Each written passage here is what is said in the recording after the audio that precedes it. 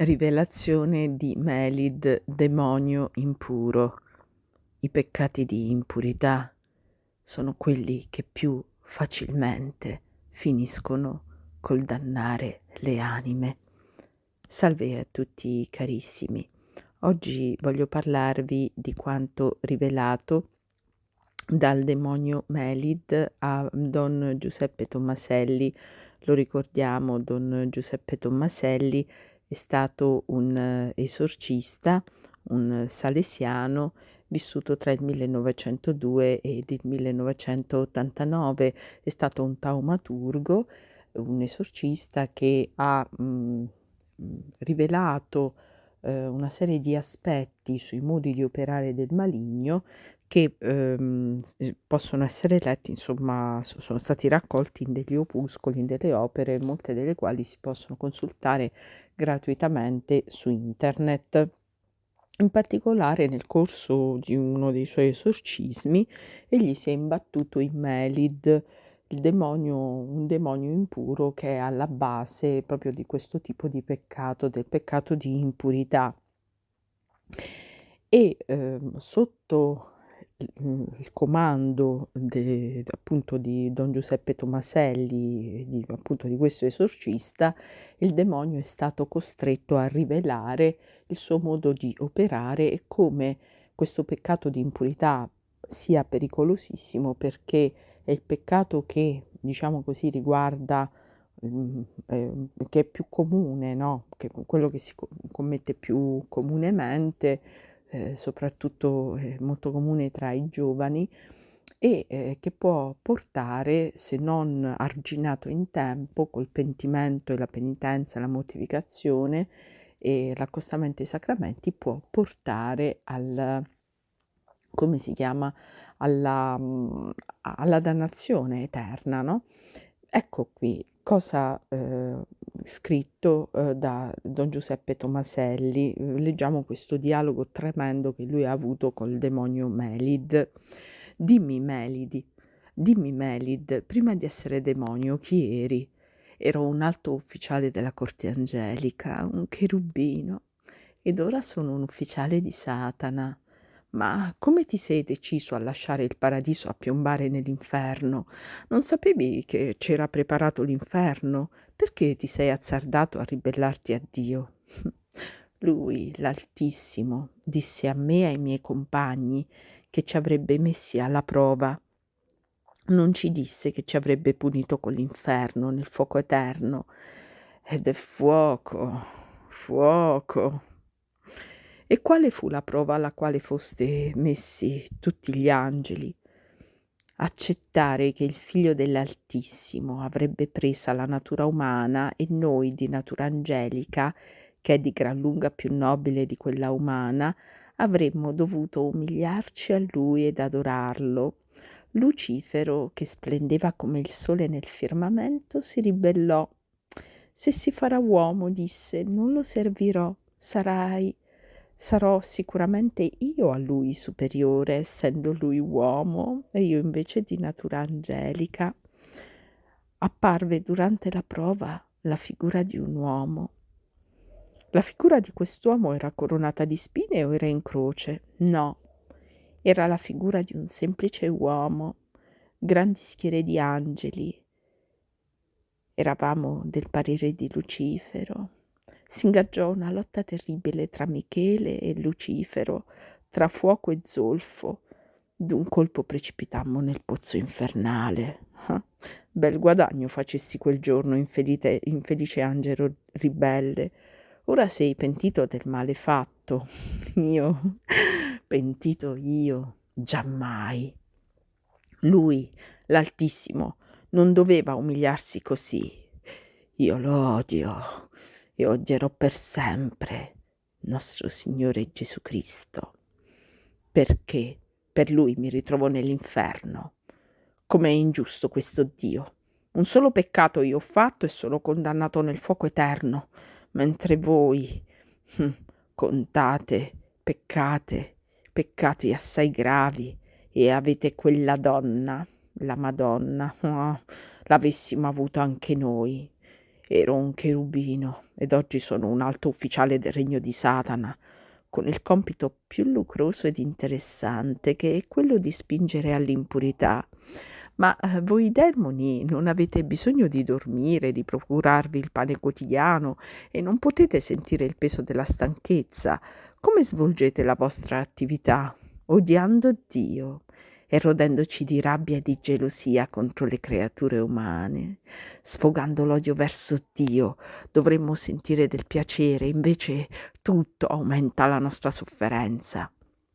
Melid, vorrei sapere perché voi demoni preferite ritornare nell'inferno anziché subire gli esorcismi. Quando siamo nell'inferno, la sofferenza è grande. Durante l'esorcismo la sofferenza è grandissima. Nell'inferno siamo, per così dire, lontani da Dio. Durante l'esorcismo siamo vicini alla divinità ed aumenta la sofferenza. Come quando c'è una fornace ardente, più ci si avvicina e più aumenta il calore. Melid, hai dei potenti nemici e sono quelli che abitualmente sono nell'intima amicizia con Dio e che compiono un fruttuoso apostolato, ma purtroppo hai tanti amici e spesso sono coloro che negano la tua esistenza, non credono in te ma seguono le tue direttive, negano l'inferno e vivono serenamente in peccato, intenti solo ad appagare le loro passioni. Hai anche un'altra categoria di amici e sono quelli che si mettono in tua relazione con le sedute spiritiche, specialmente i medium. Tu desideri che i medium ed i loro amici curiosi ti chiamino. Costoro credono di chiamare l'anima di qualche trapassato e d'ordinario non sanno che sei proprio tu a rispondere alle loro domande. Tu hai interesse di camuffarti perché nelle sedute spiritiche intendi inculcare la reincarnazione, fai credere che i defunti chiamati siano persone extraterrestri, vaganti per la purificazione per poi andare dopo in paradiso. Tu sai che accettando la reincarnazione resta annullato l'inferno. Ricordi, Melid, come un giorno io ti domandai, Melid, in nome di Dio rispondi, non è vero che la reincarnazione che tu inculchi è un trucco? E tu mi rispondesti, e se tu sai che è un trucco, perché me lo domandi? Anche quando semino la menzogna, c'è chi mi crede. Melid, rispondi, tutti i demoni hanno la stessa forza? No. Il Cristo ce l'insegnò quando disse agli apostoli incapaci di scacciare il demonio da un assesso. Questo genere di demoni si vince con la preghiera e con il digiuno. Il genere più forte è quello dell'impurità. Noi demoni impuri siamo i più potenti e c'è facile vincere nella lotta. Uno dei capi di questa categoria di demoni sono proprio io. So che gli uomini e donne hanno il dono della libertà, quindi se vogliamo possiamo superare ogni vostro assalto. In teoria è così, ma in pratica no. Noi abbiamo tanta intelligenza e conosciamo le tendenze umane. Sappiamo prendere ciascuna creatura per il proprio verso e con le nostre tentazioni impure ottenebriamo le intelligenze e pieghiamo le volontà, come col fuoco si piega anche l'acciaio. La tattica più efficace è saper prendere donne e uomini con l'amo del cuore. Quando prendiamo per il cuore il 90% di volte cantiamo vittoria. Io credo che voi demoni siete specializzati come sono specializzati i soldati dell'esercito terreno, chi combatte in aria, chi a mare e chi sulla terraferma. Quindi ci saranno tra voi demoni, coloro che per un non nulla spingono alla bestemmia, all'odio, al furto, all'ateismo, eccetera. Però penso anche che tante specie di peccati, se si fanno poche volte, si riesce facilmente a detestarli, mentre l'impurità, dopo poche cadute, non si suole detestare ed è raro correggersi. Melid, più delle volte ti ho chiesto negli esorcismi qual è il peccato che manda più anime all'inferno e tu mi hai risposto, non occorre che io te lo dica, tu lo sai, secondo me è l'impurità. Vedi, tu lo sai, Tutti coloro che stanno nel pozzo infernale e vi si trovano per l'impurità hanno fatto anche altri peccati, ma si sono dannati sempre per questo peccato o anche con esso. Cosa pensi tu di tutti quelli che vivono nell'immoralità? Penso che sono già scritti nel registro dei dannati e che solamente una grande grazia potrebbe cancellarli. Dunque sono scritti nel libro dei tuoi schiavi, i divorziati e le divorziate. L'Altissimo, davanti al quale tutto deve essere puro e senza macchia, non accetterà nel suo regno dei beati coloro che trascorrono la vita nel quotidiano peccato impuro. Sono stato io ed altri miei compagni a convincere i capi di Stato ad emettere la legge del divorzio, facendo comprendere che questa legge è un'esigenza del progresso dei popoli. I primi a pagare questa legge che tu, o prete, chiami iniqua e che io invece chiamo tesoro del mio regno, saranno i legislatori, responsabili dei peccati impuri dei divorziati, e poi sono responsabili uomini e donne che hanno accettato la pessima legge. Sventurati divorziati, che per una breve vita di piacere passeggero in eterno dovranno soffrire i tormenti che al presente tu stesso devi subire. Io, Melid, faccio comprendere a costoro che le parole del Cristo sono da disprezzare e non faccio riflettere che con l'Altissimo c'è poco da scherzare, e delle numerose persone che sono schiave dei piaceri della carne che sarà. Li tengo stretti nel mio cuore affinché nessuno mi lasci.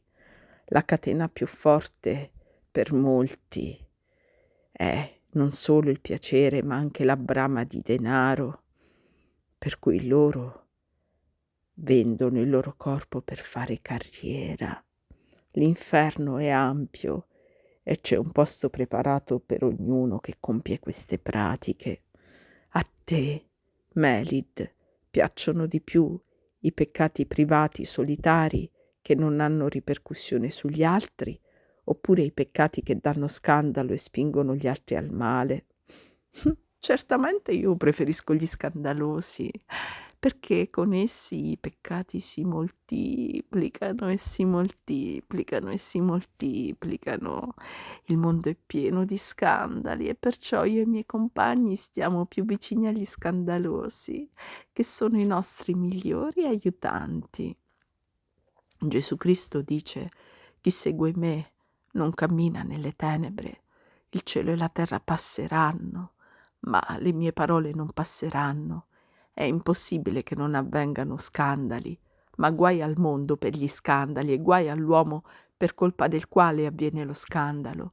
Sarebbe meglio se si legasse al collo dello scandaloso una macina da mulino e venisse gettato nel profondo del mare. Io mi domando se le parole di Gesù, Redentore e Giudice Supremo dell'umanità, sono così terribili. Come possono gli scandalosi vivere in tanta serenità? Semplice, intervengo io. Faccio l'anestesia spirituale, invisibile, ma reale.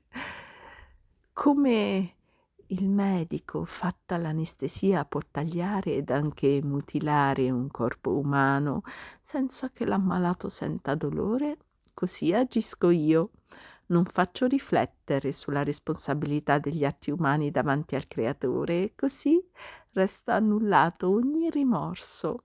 Tutto è considerato lecito. Venendo ai particolari, che sistema adoperi con le varie categorie di persone immorali? Faccio travisare gli ordini del Creatore, il quale ha dato un corpo umano quale strumento di procreazione. Lavorando nella mente degli impuri, li persuado che la continenza corporale non è possibile. Dopo questa convinzione sobbillo le passioni secondo il sesso, l'età e le varie circostanze che la vita presenta. Quali potrebbero essere tali circostanze? L'esagerata ed imprudente familiarità tra uomini e donne ed in generale gli spassi che sollecitano i latrati delle passioni. Ah, prete, io ti manifesto ciò che non sai. Nell'inferno ci sono attualmente le donne più belle del mondo, quelle che in vita si sono servite della loro bellezza fisica per sedurre gli uomini. Ma perché queste donne immodeste nel vestire non pensano che si ha da morire e che il loro corpo diventerà pasto dei vermi? Sono io, Melit, che allontano dalla loro mente questi pensieri che potrebbero farle staccare da me. Lavoro simile faccio con coloro che si dilettano in ogni tipo di piacere in maniera smisurata e lavoro anche nelle famiglie. Melid, fammi conoscere la tattica che hai per il cambiamento di coscienza e di carattere in seno alle famiglie. Ragazzi e ragazze prima buoni, ubbidienti, studiosi, frequentanti le sacre funzioni e facili a comunicarsi appena chiuso il periodo dell'infanzia. Mano a mano che crescono, molti lasciano i sacramenti, disprezzano la preghiera e sentono l'antipatia e l'odio per tutto ciò che riguarda la religione. E tu, prete, non sei capace di comprendere il motivo dei cambiamenti? Quando si è nel periodo dell'infanzia, d'ordinario le parole non si fanno sentire e le passioni non si fanno sentire o sono molto deboli. Passata l'infanzia comincia la pubertà, con relativo risveglio della concupiscenza. Per uscire vittoriosi da questo periodo occorre la grazia di Dio, che viene con la preghiera, con la vigilanza e la buona volontà. Non tutti si appigliano a questi mezzi, perché intervengo io e brigo per far gustare la droga che si diffonde oggi nel mondo. Provata una o poche volte, non si può più tralasciare e si direbbe che diventi un bisogno impellente. Così, e peggio ancora, avviene quando si è assaggiata la droga dell'immoralità. Nelle famiglie intervengo io, in mille modi, e tu, prete, ne sei a conoscenza. Quante miserie morali ci sono prima del matrimonio. In questo cooperano spesso i genitori, i quali lasciano i figli e le figlie nel fidanzamento con poca o nessuna vigilanza, specie nelle ore della sera, andando in giro in macchina o a piedi, e io colgo il momento opportuno per tentarli e farli cadere. A loro interessa che il giorno delle nozze la donna abbia l'abito bianco. Sfrutto la debolezza e l'ignoranza di tanti genitori che lasciano alle figlie massima libertà di uscire di casa e di rincasare quando vogliono. Quali altre insidia metti in atto? Faccio pensare che prima la separazione coniugale era considerata motivo di disonore, mentre col progresso è considerata una cosa necessaria perché al cuore non si comanda e la libertà non può essere violata da nessuno. I frutti del mio lavoro diabolico sono grandi, perché col pungolo dell'impurità trascino uomini e donne dove voglio io, e così li trascini all'inferno. Certamente, avvenuta la morte avranno la mia sorte, là dove c'è in eterno pianto, rimorso e stridore di denti. A proposito di anime buone, vittoriose nelle tentazioni, dimmi, quali cose odi e temi di più? 2 cose. La prima è la preghiera, la seconda è la fuga dalle cattive occasioni. E perché temi la preghiera? Essa è il primo passo verso Dio. Attira le sue grazie, mi riesce difficile attirare a me chi prega molto e con fede e perseveranza. Tutti coloro che ora stanno all'inferno non pregavano o pregavano poco e piuttosto male. Odio specialmente la preghiera rivolta alla Vergine Maria, il cui nome noi demoni non nominiamo mai. La seconda cosa che odio è la fuga dalle occasioni cattive. I miei schiavi, motivo dell'impurità, non solo fuggono le male occasioni, ma ne vanno a caccia, cercandole avidamente. Melid, la nostra intervista è terminata e credo che me la farei pagare. Ciò importa poco. Importa invece convincere le anime che tu e i demoni esistete e lavorate indefessamente per la rovina delle anime e del genere umano.